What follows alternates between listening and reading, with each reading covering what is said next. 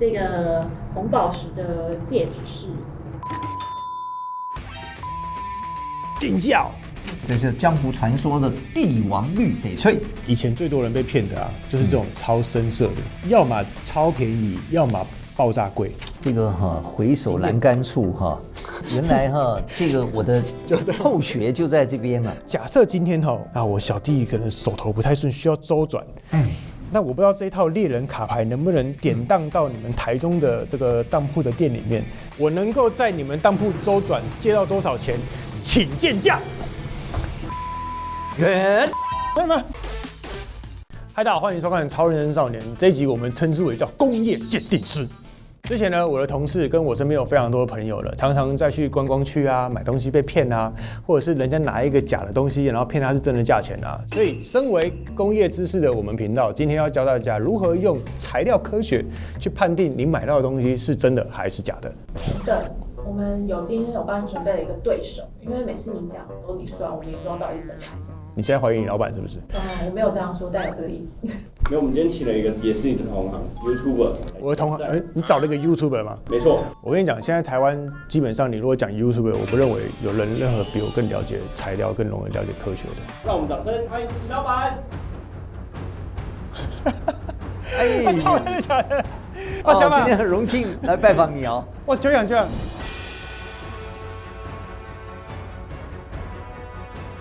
没有 YouTuber 呢？对啊，他不是 YouTuber 啊，他是有新的 YouTuber 频道。秦老板，你最近在做 YouTuber？没有，我其实有一段时间是我的 YouTuber 是秦老板说故事。这不是替身吧？不会啊，很酷哎！还在看你的 YouTuber，真的吗？就是那个绑钢筋那一集，因为我有一次就是应该是5年前吧，我有一个房子他正在绑钢筋，对，绑钢筋叫我去看，那我觉得他那个窗台的钢筋他绑的就跟别人不一样，对，我就问他，他说其实从窗台漏水非常容易，会裂，会皲裂，对，因为我从小我就跟着我父亲在工地跑嘛。哦，你以前是做工地的？不是做工地，因为我小的时候，我爸爸就带我去工地，从楼板灌楼板啊，一直把房子把它盖起来啊，这个我都有经验过。所以，但是因为呢是我小不大懂，对，那后来就比较有兴趣。你知道他在讲话的时候，我在看他的脸旁边是不是有什么面具是可以拉掉，还是什么？真的秦老板，真的秦老板。所以今天是一个什么样的概念？今天是你们是找了一个大佬，然后来修理我这样子，这是碾压式的概念。今天的游戏规则呢，就是秦老板会跟我们进行猜市价。猜市价，我怎么可能会赢他？拜托，这什么东西？当年就是这个东西当年卖的定价售价这样。好，然后我们有先准备一个暖身体比较简单的，先放2位。前面有一块那个翡翠，对，然后我们要来先鉴定它的真假。所以你们今天准备了什么东西？我蛮多东西的，你等下会一样就看到。不要准备那个我不会的哈。拜托一下，这绝对公平公正。我不是神，我不是什么都会。宁可知这个当铺这个翘楚而且我真的是从小看他的节目，对啊，听他节目，然后说请见价，请见价12万，然后那个物主都当场昏倒了，是吧？我觉得最有趣的就是有一些是想要看它哇，这个这么贵。然后另外一个有趣是你想要看人家崩盘的那个感觉，对。所以这样我们要先看这个是，你这样干嘛？真的还是假？我跟你讲，我们这个虽然我这个是工业专长，我自己心中看东西的方法就是温度跟重量很难骗人，因为做玉它很多很难拿用树脂去灌，对，真的玉跟树脂的温度是不一样的啊，当然。然后因为人的这个脖子是最敏感的，因为那个食材的东西它的散热比较快，如果是塑料的，它散热比较慢。所以你贴在身上，你会觉得塑料的，你会觉得好像热热。有一个但是要先跟你讲一下，我们这个是有一个比赛，那就是有输赢的，所以赢的话，对，快过年了嘛，我们就带你去越南5天4夜，不管你要洗头按摩还是做什么，全部公司买单。小板，不好意思，那麻烦你今天高抬贵手，没问题。就我这个越南的行程就，输了也有惩罚就是要过年了嘛，对，就我们会送一个小孩给你过一整过。什么东西？这什么？所以你要决定最终的。我认为它是真的，它是个玉，是缅甸翡翠。因为玉有很多种，硬玉跟软玉。对，硬玉的话，那就我们说的翡翠；软玉的话，有可能是和田玉啦。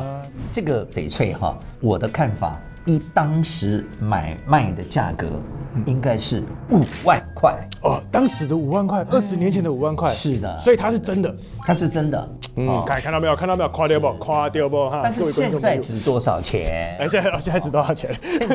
现在大概现在值5000块啊？为什么？原因是因为以前20年前翡翠大家当做大家都说稀罕的东西，后来你看翡翠陆续都出来了，越来越漂亮，这个就显得怎么样，让人家觉得说没那么漂亮。当它那个量多了，市场上就是已经通俗了，对，而且大家都懂了。因为我们首先我在鉴定东西的时候首先先要看外观，因为外观它有很多的资讯。对，你比如说这个玉的资讯，就给我第一个印象就是这是一块老玉。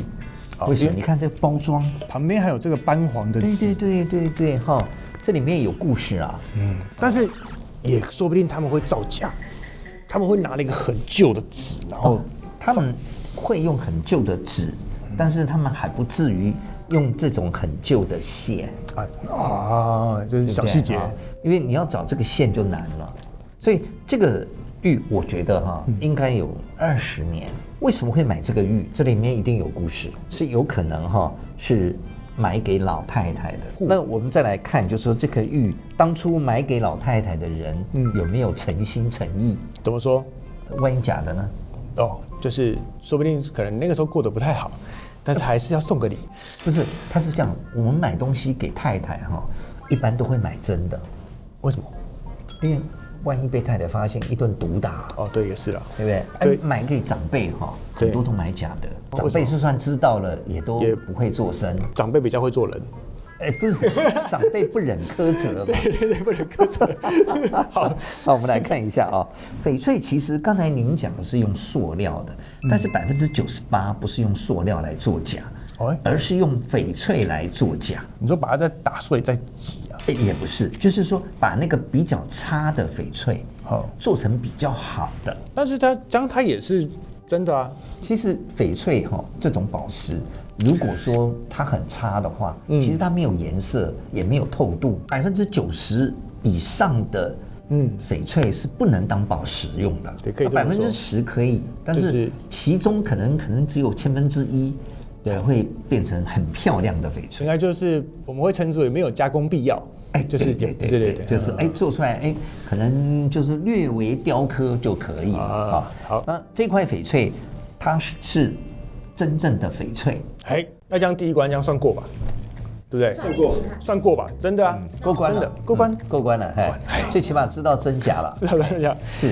那我们要进重头戏喽。进重头戏是怎么样？我们今天有准备了很多厉害的东西，那我们等一下的规则就是我们要猜当时候卖的定价，最近的就会。我有个疑问，如果你们突然拿出一个30-40年的东西，那时候我根本还没出生，我要怎么样知道它的定价是多少？你不是工业界的翘楚吗？好吧，来吧。这是我们第一题。这个是你们准备的还是钱老板准备的？我们准备啦，今天我们全部都是我们准备的。我跟你讲，这个钻石它其实在从一个年份开始之后，就混乱了。人类发现用5%的力量，再加上1400度以上的高温，去合成出人工的钻石之后，那整个一切都乱掉了。钻石又有分透的，又有分蓝的，分红的。然后你知道，如果是蓝色的钻石你如果加硼进去，你就出现蓝色的光泽。是。那我手上的这个呢，它不是钻石，是蓝宝石。蓝宝石我就不太懂了。没有被人家打过的。我还准备了一个给息，这个吗？哎呦，这是人家修表用的呢。你说，所以我等一下我可以拿这个看，对不对？整场都用这个。那我想请问一下，那为什么钱老板他旁边可以用这些东西看？我们是专门干这行的。这很干净哎，这个。但是我跟你讲，这个修手表的真的还看不出什么东西来。你说这是你们准备的？对。我觉得他们不可能准备太贵的东西。我刚看了非常吃惊，因为像这些东西价格非常高。一个大学毕业，一个才30岁。对，就凭他们2个人的能耐，怎么会有这种东西出现呢？所以很大比例是假的。你觉得是假的？你们最近有休长假吗？你们应该没有去柬埔寨吧？没有。它有灯呢，为什么要灯？我们刚好可以利用这个机会，跟所有的朋友们简单的介绍一下关于珠宝的一些小常识哈。一般来讲，我们都用一个10倍放大镜。你那个是10倍。但你这个，你这高级人都借我一下。然后没有你，因为我这有灯。你要知道哈，天然宝石跟玻璃不一样的地方在于哈，天然宝石里面有非常多的内含物，对，玻璃里面有很多的气泡，没有内含物。所以先猜两个吧，红的蓝的嘛，对不对？先从这个红色的好吗？红色比较小颗，但是我觉得旁边的碎钻是真的哎。你确定？我觉得是因为真的钻它的那个光泽跟假的是其实看得出来的。其实人工锆石的折射率也蛮高。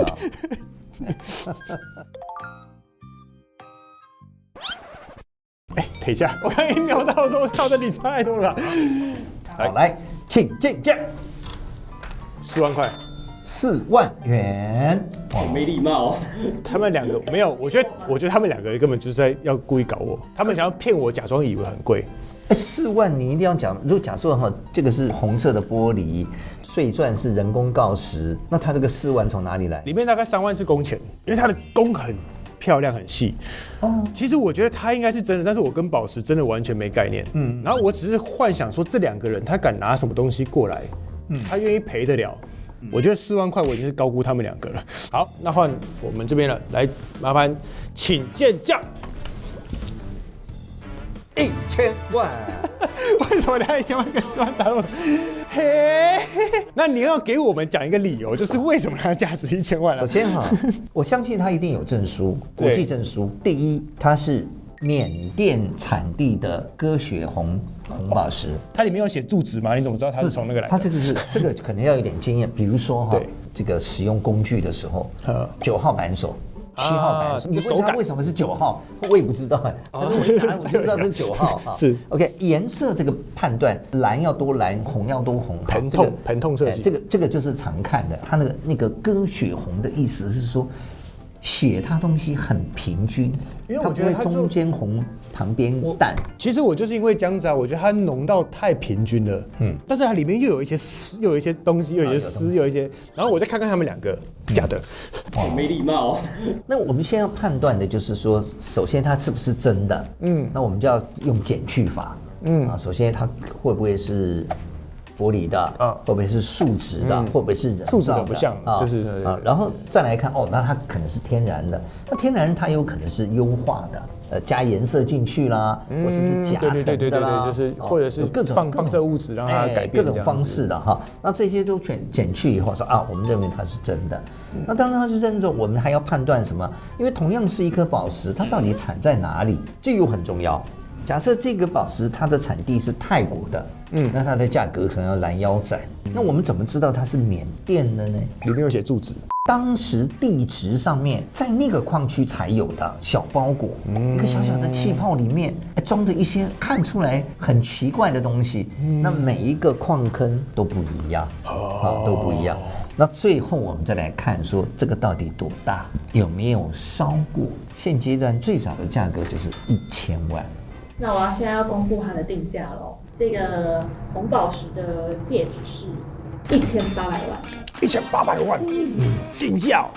哇，所以当时中间商人可以赚个800万。我怀疑是1800万，人家为什么要拿给你？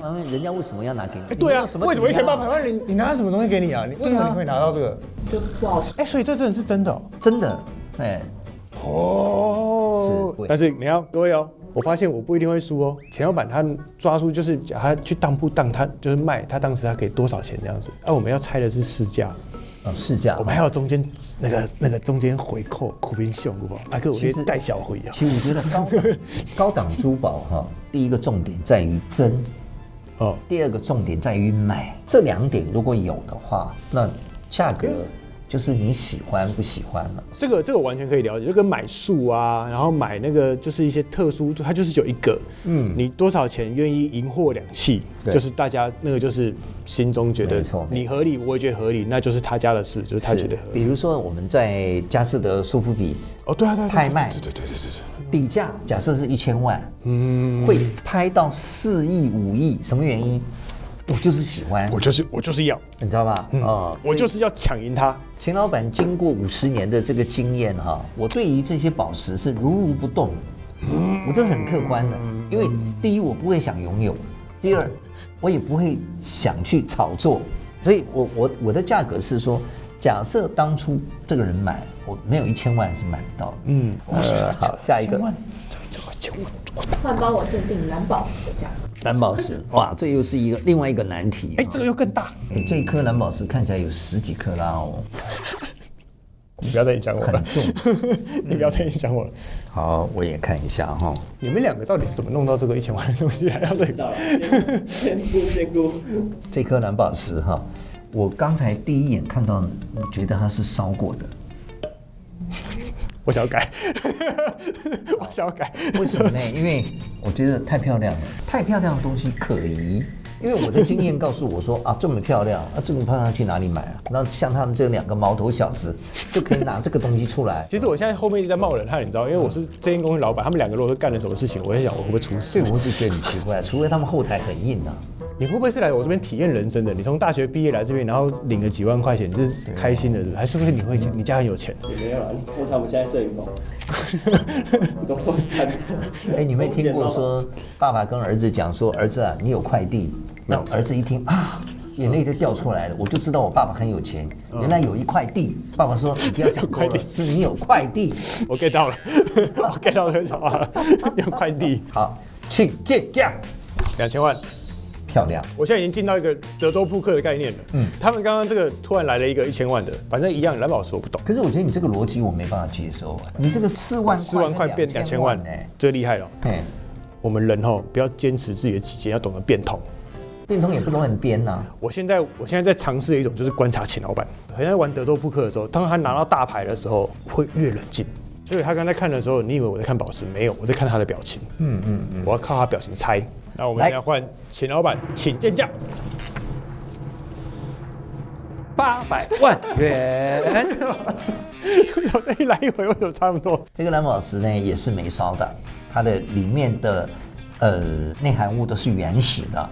并没有经过任何的加工优化的这个程序啊，但是你要知道哈，蓝宝石跟红宝石的价格差在哪里？颜色，只要是蓝色的、黄色的、粉红色的，讲到 Sophia，就是蓝宝石，它是一个家族，但是红宝石是单独走出来，可以独树一格的。原因是什么？因为红色是人类最喜欢的颜色。当然，我觉得价钱应该是被大家定出来的，不是，价格是被数量限制的。我这句话很深诶，价格是被数量限制的。要跟土地的概念一样。爸爸有块地在阿里山没用啊，对不对？在澳洲沙漠里面，那就更没用了。那如果在台北信义区，那对啊，爸爸有块地，他得了嘛，对不对？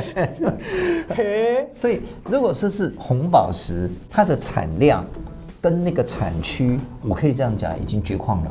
如果说是蓝宝石，漂亮的蓝宝石在斯里兰卡，每一年还有一定的量，所以蓝宝石的价格跟红宝石是不是一个等次的？但这个红宝石是因为比较小一点，如果这个红宝石要上10克拉的话，这个红宝石一定是收藏品。所谓收藏品的话，也就是它永远都在账。那这个，请问官方卖价网络上查到多少钱？是850万。哇！我觉得离越南越来越远了。下一个吗？翡翠，这是江湖传说的帝王绿翡翠。以前最多人被骗的啊，就是这种超深色的，颜色这么深哈，最容易假。要么超便宜，要么爆炸贵。对，而且这种做塑料的会比这个还漂亮。你又在诱导我了。我不是诱导你，我是跟你讲，有可能是塑料，你要仔细看。它后面这个有一个很可爱的小窗户这叫开窗，这是行规。行规什么意思？行规就是说我们做出一个饰品来，我们为了取信客户，我们会在背面开一个窗子，让他看，说背面跟正面是一样的。因为有可能背面是假的对，它会把它合在一起嘛，因为它很好复合材质，很好结合在一起。我建议你怎么看哈？你首先哈，你要看这个翡翠的颜色，再来看这个翡翠的种，然后再来就是看它的个头，然后再来看的就是整个的雕刻。有一句话叫做好玉不雕，好的翡翠最好是天然的造型。其实好的玉是不用雕的，但是它雕了，它雕是雕了，但是它雕的很简单，它雕的很浅，它雕的是一个荷叶。我以前遇过一个很有趣的故事，就是它很像是一种虚拟货币。有一次，反正一个大哥以前也是一些有点像工程款的关系。那我知道他想要有点贿赂那个，然后当时因为他说他们要去买一块玉，然后我就说我陪你去啊，然后怎样，然后我们去看，然后我就用了一些我的经验值去判断，然后他就说，哇，张太太，你这个玉好漂亮，玉镯好漂亮，你愿不愿意卖给我？然后说这个您觉得卖给我50万好不好？然后我就看就说这假的啊，这你干嘛要？然后之后他就说没有，我就很喜欢这个，然后他就50万好不好？然后张太太就看着他先生，他先生就说然后就这样可以这样子。后来我说我就莫名其妙为什么要搞这一出？是，然后我说原来这是他想要塞红包的方式。理解。翡翠从20年前在大陆就变成了馈赠的利器，就跟花瓶一样，对不对？对。另外呢，他们还会回收。假设你送给某高官送给他，然后呢，他拿给他太太，他太太带一带，就可以再到原来卖出的地方换成现金，再把它换现金，对，像是一个虚拟货币的概念，是类似这样。那您觉得这个像虚拟货币还是像是？我觉得在10年前，这个比虚拟货币还值钱。这个真的好难哦，我真的很怕以后如果我妈还是人家去乱买这种东西，很可怕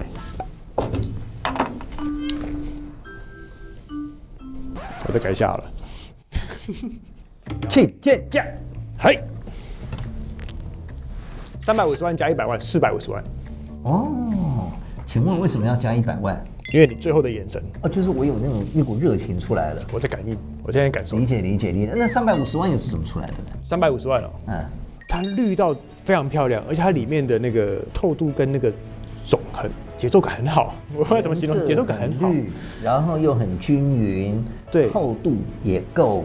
就是真的就是会漂亮到，如果真的假设真的很有钱的送给妈妈这个大寿的时候，是会觉得哇，这是一个很厉害的东西。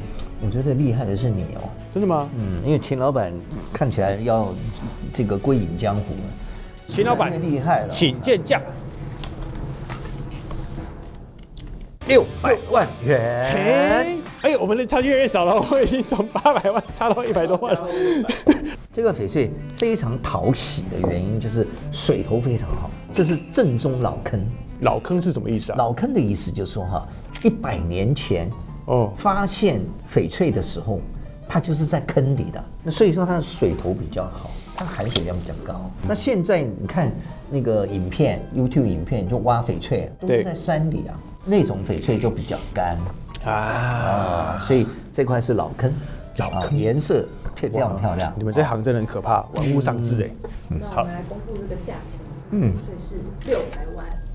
完全，我就每天都在玩这个是啊，这个我们这个非常的这个内行了这些难不倒我。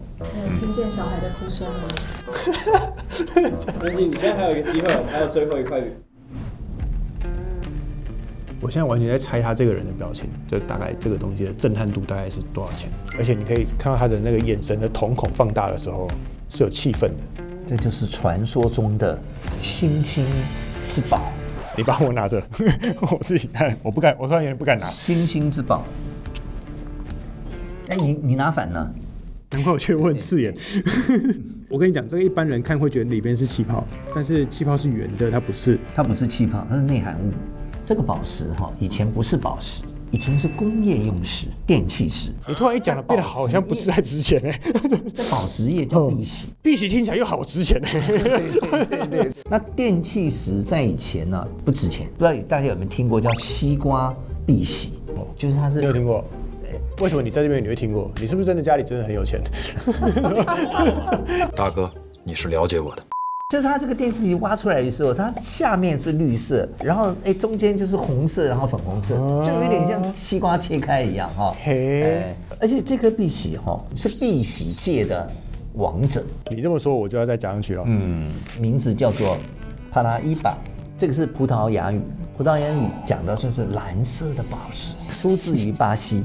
为什么它是后面有写地址？是不是？为什么你每次看一颗，你就可以知道它在哪边来？我在讲的是历史而已哈。那它是不是巴西？仔细看哈，我们就会发现有几样巴西帕拉伊巴的特征它没有，它应该是莫桑比克的帕拉伊巴。这个重量很重哦，这个重量应该是在大概40克拉左右吧。你看他这样对待他的方式，肯定不便宜。请见价。我也会猜咯，2000万，漂亮。那可不可以讲一下，你猜2000万的基础是什么？我现在已经开始相信他们可以拿出很贵的东西来。第二个要素，一价大量，碧玺。可是碧玺在过去哈，我说20年前还不算是正式的宝石。从小时候看你电视节目到现在，我越来越抓到你的那个节奏了。哦，就是当你开前面讲说，你知道这个东西小时候不值钱，这20年不值钱的时候，它后面就是接的就是它会很贵。这个回首栏杆处原来这个我的后学就在这边了。嘿，真的吗？你可以接我的摊子了啊！且你刚刚要拿到宝石夹去夹，我觉得原本是1000万，你拿那个夹起来的时候，我就再加1000万。哦，必须要用宝石夹，因为我用手的话，我可能有些东西，因为它有折射。想要把请见价。1000万元，要输了1000万，要输了1000万，因为我听不懂，就是你说的那些名词啊，跟产地啊，但是我就是完全以一个假设这个东西跟这个价钱一样，这个价我愿意多一点还是少一点？如果这个你刚刚是已经出了是这个价钱，那他再跟他比起来，我觉得他一定完胜他。但是他跟他比起来的时候，我就觉得，红宝石跟他，如果我以我的，就是如果今天我突然意外，我可以抽到一颗，然后可以让我选，我可能会选它。其实宝石最重要的就是最迷人的地方就是颜色，那个祖母绿它就带有那种神秘的颜色，红色就代表那种热情、爱情，蓝色呢带有一种深邃，所以颜色很重要，它也影响了我们对这个东西的感官。这个帕拉伊巴的颜色太淡，而且它是星星之宝。什么叫星星之宝？也就是说，像红宝石、蓝宝石越来越少了，它们越来越贵了，怎么办呢？这些从新兴市场跳出来的宝石，就跟着这班列车一飞而上。如果这颗颜色再深的话，那就是1200、1300、1400、1500、2000都有可能。那我们公布这个价钱是，这个碧玺是1500万。我第一次跟他平手我们都差500可是你是看好，我是看坏。对我是减分的原因是我觉得它颜色比较浅。那我们除了宝石之外，可能下一个是你的强项。我的机会来了吗？因为科技的来了，因为这个真的是你20-30年来完全靠这个。对啊，我跟他比这个，所以这个真的不是你家的，不是，这真的不是你带来的。我没那么好的东西，我有这种好东西早就卖掉了，我不会留着。真的这是我的个性。接下来可能是你翻盘的机会，这算是你的领域嘛？这不是我的领域啊，怎么回事？这算你爱的东西。裸雷啊，机械表我算是小略有研究，我现在在旁边我完全不敢讲。只有小。我到现在我还是建议大家不错的表，喜欢的话它可以放越久的时候，故事会越多，在不同的时候特定节日的时候拿来送人，所以这是要怎样猜真假猜价钱？猜价钱，直接猜价钱，说不定假的。刚才都拿那么多宝石，你还会觉得是？我觉得你们2个超贱的，我觉得，因为劳力士假的非常多，然后我大概略知能够稍微有点真的假的，我大概还稍微分得出来。有些就是物极必反，有些人想要做假的东西做得非常精密到它的阿收比比原厂还要合，所以其实原厂的阿收比跟有一些假表比起来，原厂它稍微在摸压这个的时候，它有一点手感，然后再来是机芯，因为有些人的机芯它里面放的是日本机芯，放的是别的机芯，放的是仿冒的机芯，因为每个机芯的声音就完全不一样。比如说像 IWC 的手表，它抖起来有点像啄木鸟的那个嘚嘚嘚的声音，然后劳力士的转起来的声音跟佩雅的声音就每个都完全不一样。然后这个是红石嘛，这个有红色的是红海石，红海石就是 MK 系列嘛，哇，我要一直讲，你一句话都不说，我压力好大。然后，其实怎么检查就开盖检查，你会马上知道。但是它开盖的时候，它的密封跟防水性就不好嘛。我觉得你说说话嘛，你什么话都不说，我压力好大哦。我先从你最后的地方说起好了。好，很多人以为这手表只要开过了，对，就跟西瓜开了就不能到变原封的了那是迷信。其实可以的。不是，你的手表总要保养吧？你像你开一部汽车，它是不是机械？机械就是要修理、要保养嘛。所以打开了以后就什么防水性，我觉得那个都是一个说法因为你不打开怎么保养呢？但是你在今天跟人家买的时候，比如说是一个认识要卖你就说那我要转开了，就是打开就必须要有什么原厂的开表机械对，这才是重点。这样子嘛，所以你看得出来它开过没有？的重点是你看这个齿轮，这个齿有没有滑到？如果滑到了，你就一定会有一个痕迹，就一定会这样子，你这个手表就价格就降了对。第二点就是整个的手表真的或者是假的像这只手表大概有104颗零件凑在一起，它转起来的声音是绝对是一样的。它的公分差太大或者太小。都影响它的声音，像我们开当铺，对不对？客人拿来当劳力士就很多嘛，对不对？那当然了，我手上经过的劳力士，我看有20万只。我们一天当个10几只很正常的。好，那你想想看，你要求客人说我要把表打开，客人就有些人不愿意，对。所以你只能用听的。曾经有一个小故事啦，所以我曾经算是研究他一阵子，就是有一年的父亲。身体没有这么好，然后最后没事了，然后刚好过年的时候，然后我那一年算是几年前，曾经有一年赚了一点钱，然后我就想说，那我想要买一个劳力士送爸爸，然后因为我觉得机械表就是它会陪伴你的生命，然后因为你说人长命100岁，总有一天一定会跟上帝去喝咖啡嘛，所以我有点想要再制造一个锚点，想要变成是以后这是我跟他的记忆，就是一表传3代嘛，人走表还在。我们俩还真的有一点相类似的命运。我有一年也是一时兴起，买了一只手表给我爸爸。结果呢，我们两个的命运完全是相反的。你送给你爸爸一定很开心，对不对？对。我送给我爸爸不到5天被他骂3次。为什么？因为很简单，他不走，因为他不会上链。不是，因为它不动。他没有自动在，你要表情要动，对不对？所以他第一次是第2天，他跟我讲说：“你是不是送我有假的？这不准呢，这伪叮当，你什么伪证？”然后我就很怀疑，你知道吗？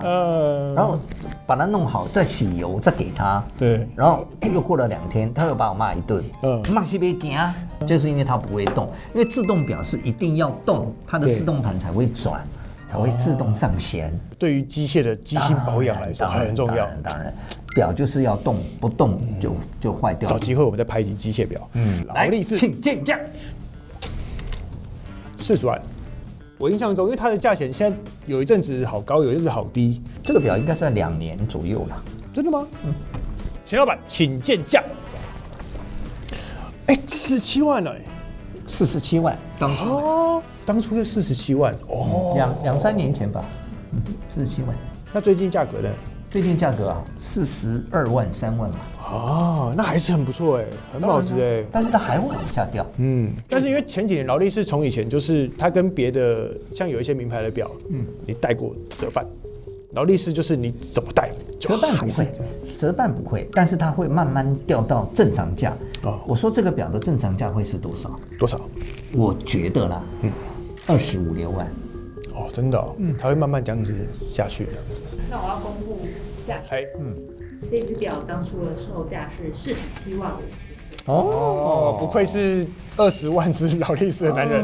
是差5000块。刚刚讲到沛纳海，我们今天也有准备一只沛纳海。沛纳海是不是？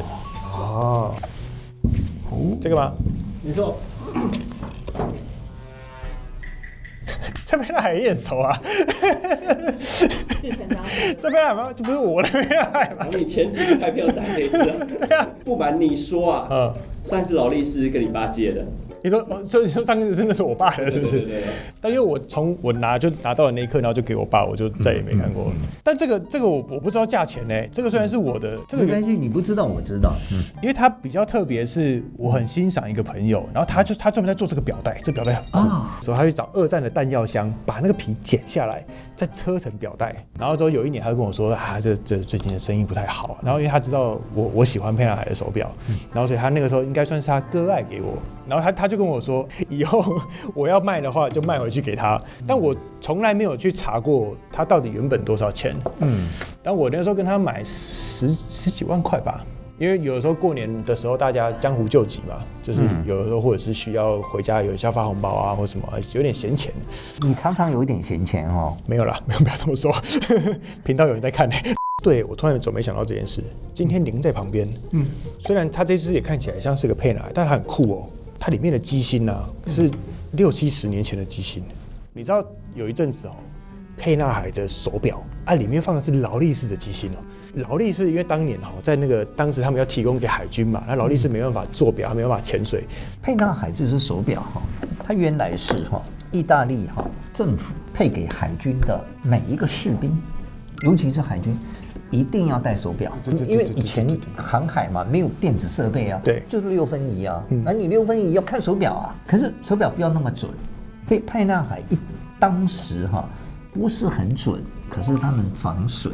所以沛纳海的手表，用30年前来说的话，它应该是一个粗码表。所以我们要猜这只，猜这只，来，请见价，仔26万，我猜的。我就当时我买的2倍价啦，江湖救急嘛，所以他可能当时他买的时候26万，然后年关嘛，就是1/2。这个不客观的，你的推算应该是说新款。大概多少钱啊？对不对？现在沛纳海到底新款多少钱？现在不是也都是20、30万吗？20、30万哦，我记得啦。大家不要看这个频道，感觉好像我真的赚很多钱。我平常真的不会去逛这些店，这些东西。你常常有一点闲钱哦。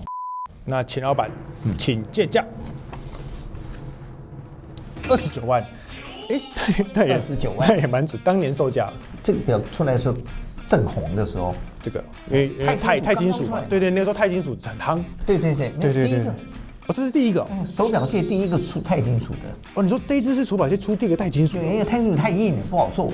哦，对，钛加工很难做。太硬了，做不出来。哦，原来当时卖我的是第一个钛金属的表啊。所以很贵。哦，很贵。当年的售价是32万9千元。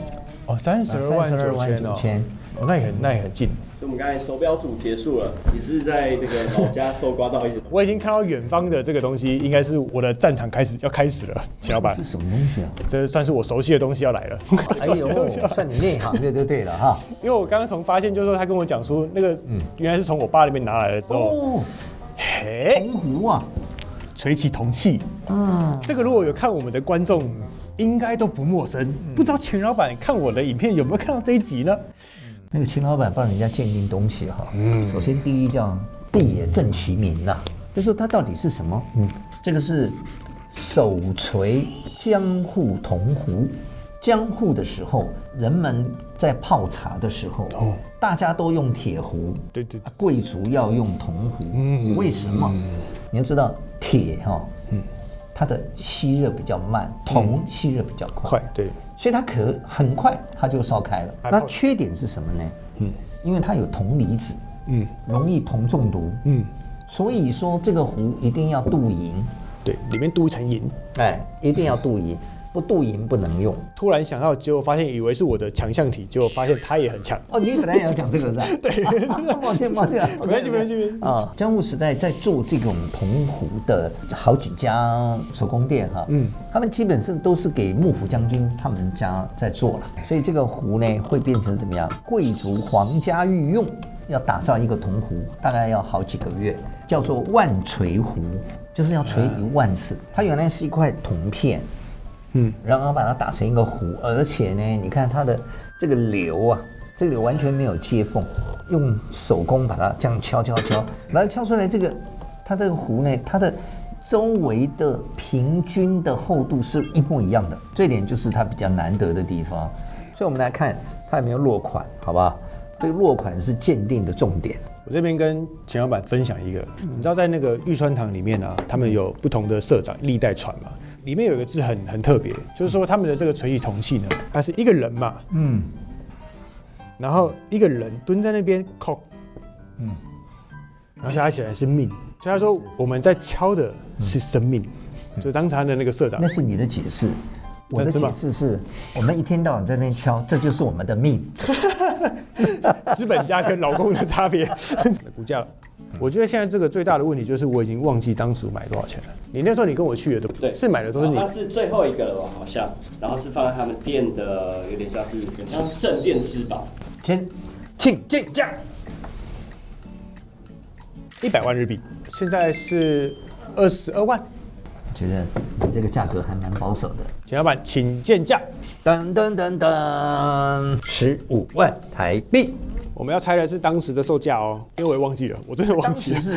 我真的忘记，2年前，3年前，2、3年前，3年内公布当时的售价是85万日币，大概是18万台币。那我还估比较低呢。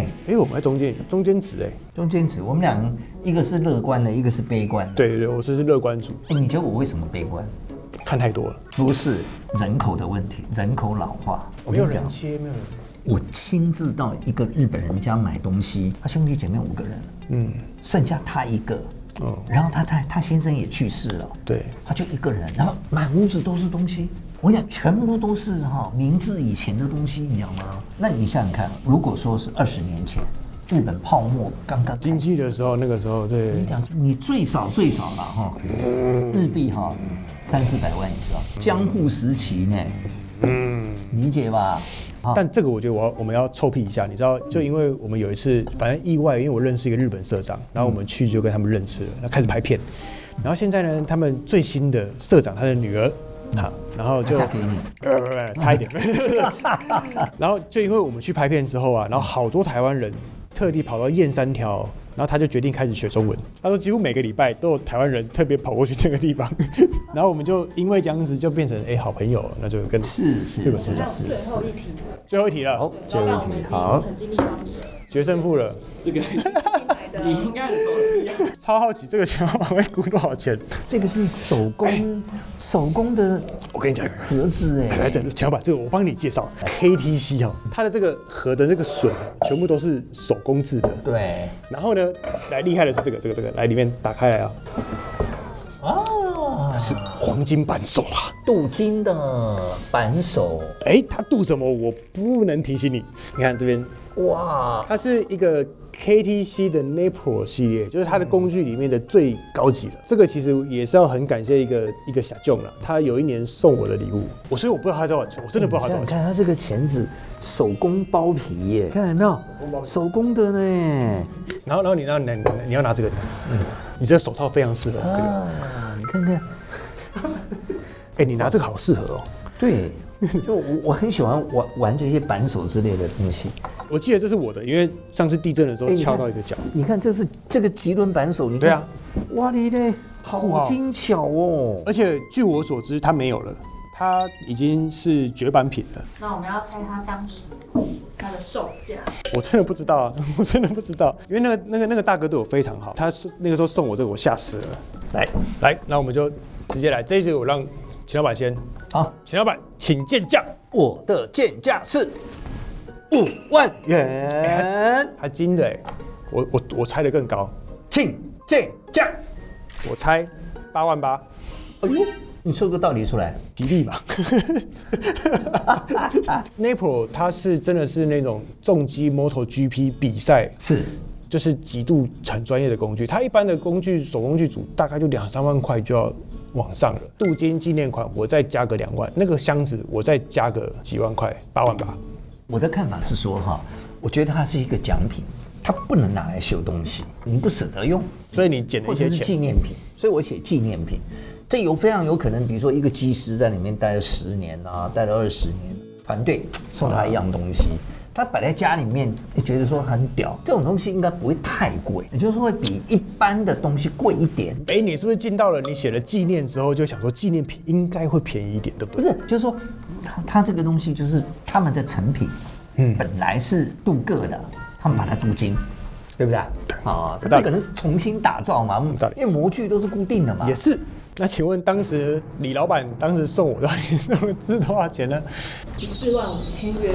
哎呦，大手笔的。10万哦，也是大手笔耶。我一般送给人家最不会超过4500块。谢谢李老板，我不知道那个东西这么贵。我不是谢谢李老板，李老板我是叫秦老板。好，那今天不用说，压倒性的是陈老板胜利。哦，真的吗？我后面完全没有扳回一城吗？你自己买的东西都还没有猜对，怎么扳回一城？什么东西？但我觉得今天真的，我完全想不到秦老板会愿意来，就是真的学到好多东西哦。就是我跟你讲，我早就很注意你，而且我很喜欢你的节目。我真的觉得我必须要非常承认，就是因为以前都是看电视嘛，然后看到他讲话请估价，然后我是有一次。秦老板他们在台中店开了一间当铺，然后我经过说，明天有秦老板，我想要来看，然后我就真的是跑过去跟我同事，我们就跑过去，然后这边看，然后秦老板就是现场有很多人哦，就开始拿一些阿里不达的东西，然后有一些很贵的，然后有一些什么树脂的，然后我在这边看说这个球技耶，然后有什么好估价的，但是我看到的是秦老板很有热忱，我觉得那个热情是我很难想象的，就是秦老板已经是做了这么久，而且也已经不缺钱，但是那你。还是很有热情的跟每一个人讲说，哇，这个知识是什么，这个来源是什么？我觉得那个真的是我极度敬佩。我觉得我可以把我自己的专业的知识对，能够跟别人分享，这是我最大的乐趣。因为我学到这些东西，不管容易还是难，可是我希望别人都能够不要吃亏，不要上当。今天在刚刚我们录影中间休息的时候，我想到一件事，就是既然秦老板难得今天来，小弟想要请问一件事去年的时候你知道曾经麦当劳推出一个叫做猎人卡牌，假设今天我小弟可能手头不太顺，需要周转，那我不知道这一套猎人卡牌能不能典当到你们台中的这个当铺的店里面？那我能够看您周转多少？你真的有缺钱吗？我是缺，当然这小公司，其实小公司，其实这句话我多余的问，全世界没有一个人不缺钱。我不跟大家那个胡乱，就是真的很多人密我说他多少钱愿意收，问我愿不愿意卖，我说不行啊，这东西哪有在卖的这样子，但是周转典当应该。其实这个就讲到，因为你当的话，你还有机会赎回。对，周转你卖掉就没机会，这就没了。你看上面还有署名超认真少年，而且是算是你个人独有，只有我们独有，196号只有我有。那究竟我这个能够在你们台中大千点精品的当铺，我能够在你们当铺周转借到多少钱？请见价。10万元，10万块吗？10万啊！因为我相信你花10万到麦当劳吃完所有的汉堡，也不见得可以收集完全。那我真的要当在你们那边哦，我真的要然后周转10万哦，好玩啊！不是好玩呐，好笑啊！你万一没赎，这属于我的呢。我10万块我一定赎得回来，放心。你睡得着觉吗？我还没有那么惨，我10万块放在你那边，我放心啊。我们之后因为刚刚跟秦老板巧了，就是难得来，我们会另外录一个 podcast， 我们在更多东西在 podcast 超认真无限频道跟大家一起。来。好，那我们就感谢秦老板今天特别来，谢谢大家，谢谢。那我们因为有太多内容实在非常精彩，如果剪不到正片的，我们就放到会员频道里面啦。那请支持我们的会员，就可以拍出这些更荒唐的影片出来。大家下礼拜再见，拜拜。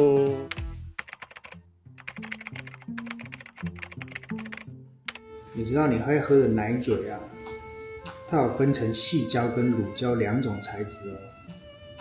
然后呢，在这个生产的时候啊，常用的商业生产，我们都会用4模8穴，或者是8模16穴去生产它。